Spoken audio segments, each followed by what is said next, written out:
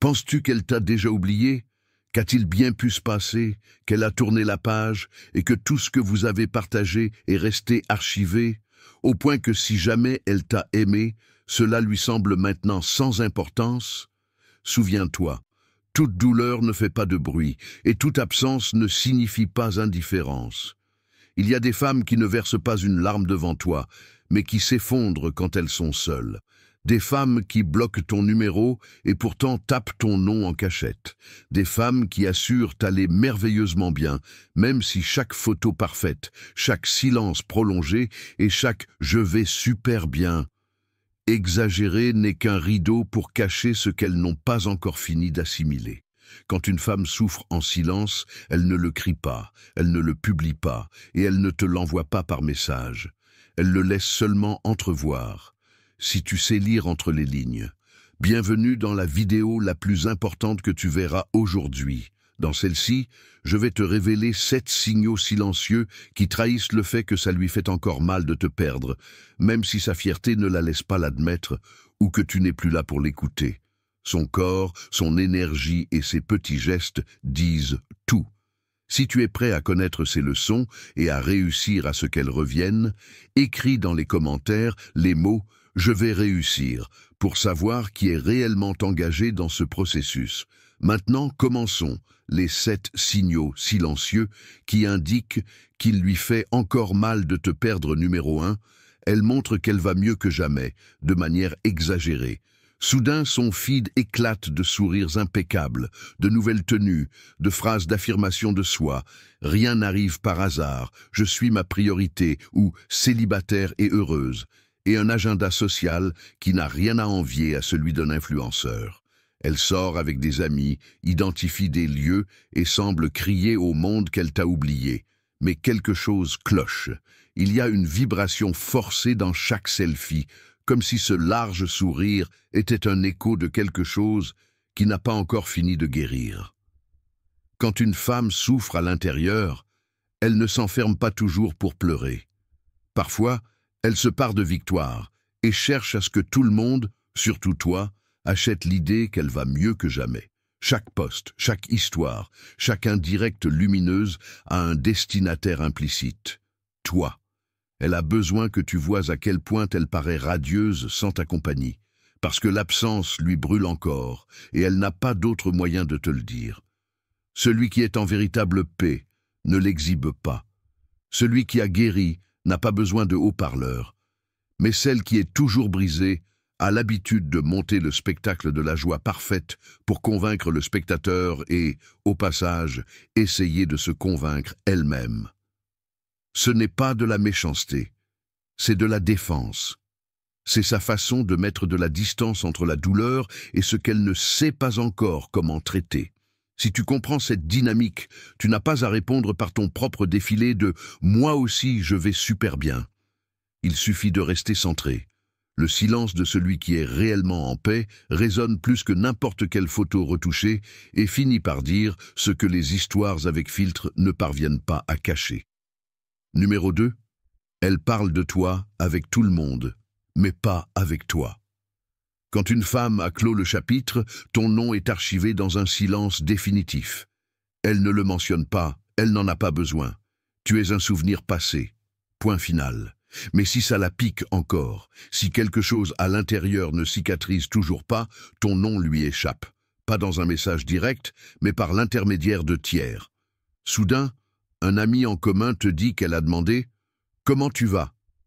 Quelqu'un te montre une histoire où elle fait allusion à toi, sans t'identifier. Une rumeur circule où tu apparais comme un thème récurrent, et tu te demandes « Pourquoi n'écrit-elle pas ?» Parce qu'elle ne peut pas encore. L'émotion cherche une issue, et comme elle n'ose pas te l'envoyer directement, elle se déverse dans des conversations avec d'autres. C'est ainsi que fonctionne l'une des formes de deuil les plus habituelles, exprimer à voix haute ce que le cœur ne parvient pas à digérer. Elle se confie à des amis, des connaissances, même des gens qu'elle ne s'attendait pas à retrouver, racontant ce que vous étiez, ce qui a fait mal, ce que tu as fait ou n'as pas fait. Si elle en parle, c'est parce qu'elle le ressent. Ne l'interprète pas comme un signe pour courir dans ses bras. Lis-le comme une preuve qu'elle n'a pas encore trouvé la paix. Si tu es déjà passé à autre chose, ne force pas, observe simplement. La douleur qui se confesse à moitié est généralement celle qui pèse le plus et celle qui la maintient encore liée à ton histoire. Numéro 3. Elle t'évite quand tu es à quelques pas, mais ne quitte pas ses yeux de toi. Il existe un silence qui n'est pas indifférence, mais cuirasse. La tactique de la femme qui palpite encore à l'intérieur, mais s'oblige à rester à l'écart.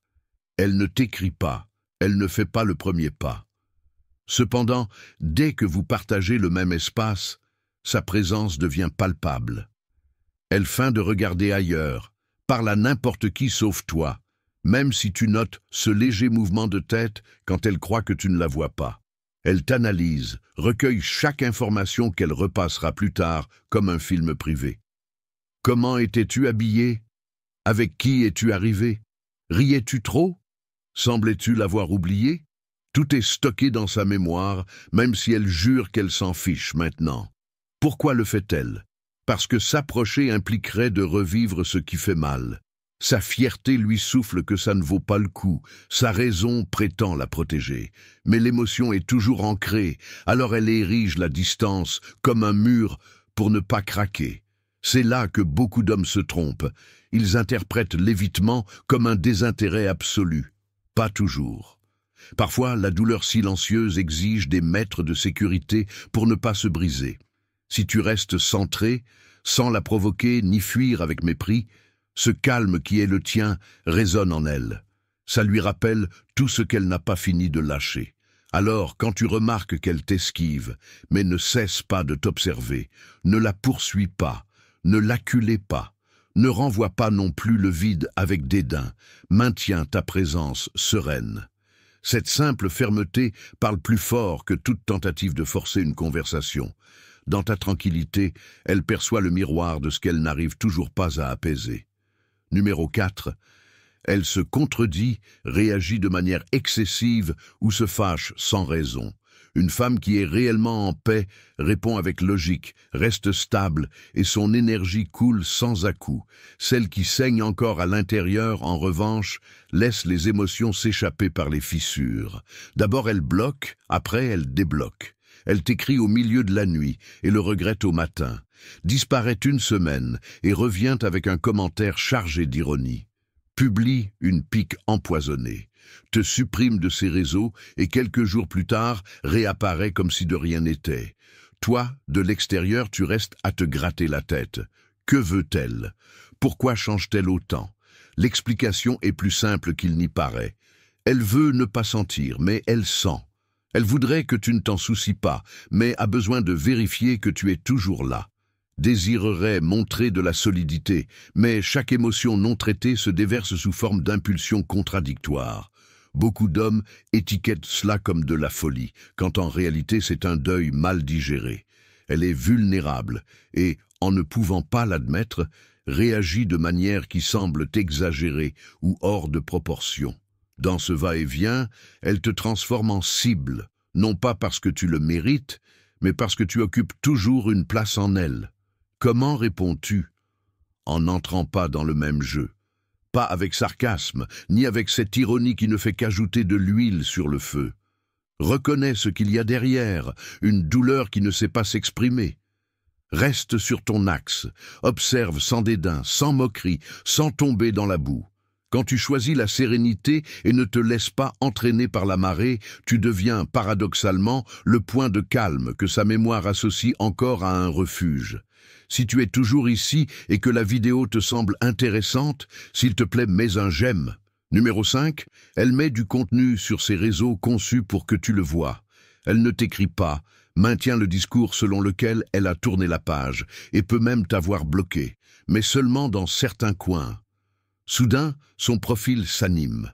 Des histoires à chaque instant, des selfies impeccables, des paroles de chansons qui semblent te murmurer quelque chose, des phrases d'affirmation de soi que seul toi pourrais traduire au détail de ce que vous avez vécu. Et tu te dis, est-ce de la paranoïa? Non, ce n'en est pas. Quand une femme souffre encore de toi et décide pourtant de ne pas te parler, Instagram ou TikTok deviennent son haut-parleur émotionnel. Elle y laisse tomber tout ce qu'elle n'ose pas t'envoyer directement, avec l'alibi parfait « ce n'est pas pour toi », même si vous savez tous les deux que c'est le cas. Parce que si elle voulait vraiment que tu ne le vois pas, il lui suffirait de masquer ses histoires ou de te garder hors de sa liste. Mais elle ne le fait pas. Elle préfère que tu observes, que tu sentes, que tu pressentes. Et pendant ce temps, elle vérifie en silence si tu réagis, même si tu ne laisses pas de like. À quoi sert ce jeu? À confirmer qu'elle provoque encore quelque chose en toi, que sa trace est encore fraîche dans ton esprit, sans céder sur sa fierté. Après tout, elle ne t'a envoyé ni un seul bonjour. C'est une chorégraphie passive, oui, mais chargée d'intention. Comment répondre? Ne réagis pas tout de suite. Ne lui envoie pas. Ces histoires étaient pour moi. Cela ne fait que renforcer le rôle qu'elle a déjà répété. Observe depuis ton centre. Si tu veux vraiment rouvrir le dialogue, fais-le quand tu es stable, pas à cause de l'urgence de valider ce que tu as vu. Parce que tant que son bonheur a besoin d'un public, au fond d'elle, elle s'attend toujours à ce que ce soit toi qui regardes. Numéro 6. Elle te bloque, te débloque, disparaît et réapparaît. Un jour, tu ouvres le chat et sa photo de profil a disparu. Blocage total, sans préavis ni dispute qui le justifie. Quelques heures passent, peut-être quelques jours, et soudain, tout redevient normal. Le cadenas virtuel s'évanouit sans explication, pas de message d'excuse, ni « je me suis trompé », ni « je l'ai fait pour ça ». Simplement, elle réapparaît. Peut-être réagit-elle à ta story comme si de rien n'était, ou se limite à constater qu'elle revoit ce que tu publies. Et tu restes à ruminer. Qu'est-ce que c'était? La clé n'est pas dans le geste, mais dans la blessure qui le provoque. Bloquée est sa manière de prendre les rênes quand l'émotion la submerge. Elle coupe le lien avec toi pour sentir qu'elle contrôle quelque chose. Elle se dit à elle-même « Ici, c'est moi qui décide ». Seulement, cette coupure n'éteint pas ce qu'elle ressent. Elle amortit à peine le coup. Quand la colère se refroidit et que la nostalgie la titille, elle défait le cadenas. Elle ne t'écrit pas encore, mais le simple fait de te débloquer est déjà un message. Je ne sais pas si je veux que tu reviennes, mais je ne supporterai pas que tu sois définitivement dehors. Cette ambivalence est la marque la plus claire du deuil mal fermé. Celle qui a guéri ne découpe pas et ne colle pas les connexions chaque semaine. Celle qui saigne encore ne sait pas s'il faut te lâcher complètement ou trouver une manière de te provoquer. Que fais-tu? N'entre pas dans la chorégraphie. Ne demande pas d'explication ni ne renvoie le blocage par dépit.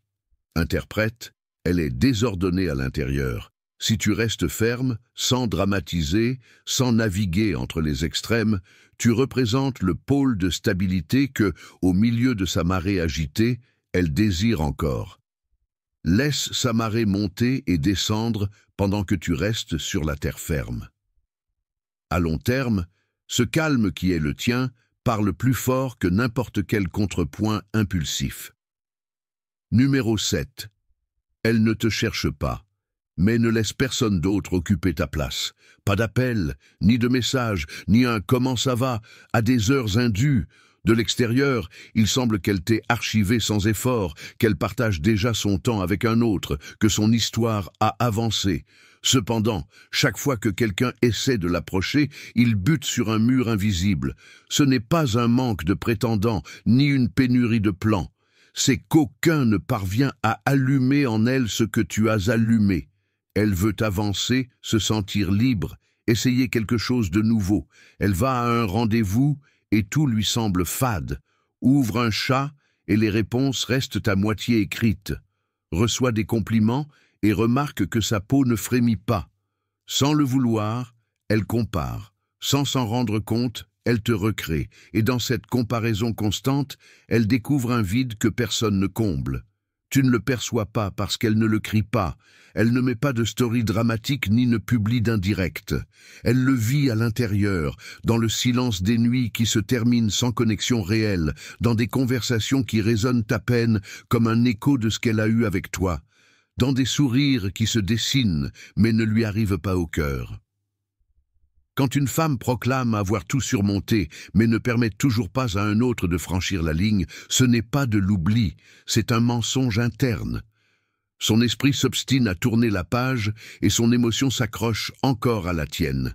Cette distance froide n'est pas de l'indifférence, c'est la trace d'une bataille qu'elle mène seule, jour après jour, sans que personne ne l'entende. Conclusion. Maintenant, c'est clair pour toi. Qu'elle ne t'écrive pas, ne verse pas de larmes, ni ne l'exprime à voix haute, ne signifie pas qu'elle ne ressent plus rien. Il y a des femmes qui ne savent traverser la douleur qu'en silence, non parce qu'elles le choisissent, mais parce que c'est la seule façon qu'elles connaissent. Sa blessure ne goûte pas par les yeux, elle se manifeste en contradiction, blocage soudain, histoires à double sens, regard fuyant et une absence qui pèse plus lourd que n'importe quel autre.